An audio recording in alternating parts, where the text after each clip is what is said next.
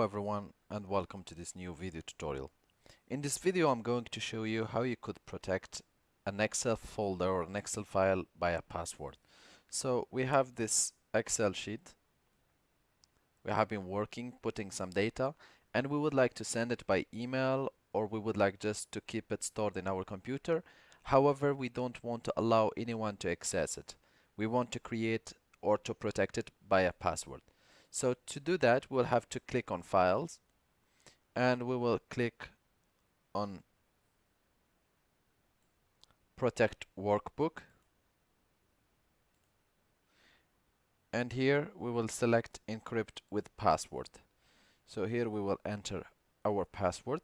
It is always good to use a combination of capital letter, small letters, numbers, and symbols. We're gonna click OK after entering our password.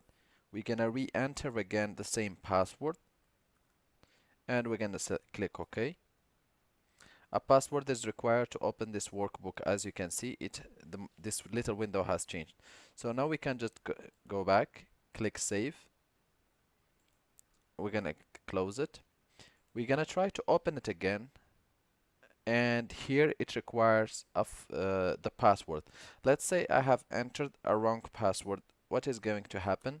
Well, the password you supplied is not correct, so here it will not allow you to see or to access any data, and it will remain like this.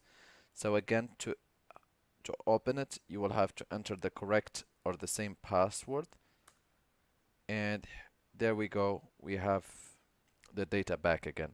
I hope this video tutorial was helpful to you.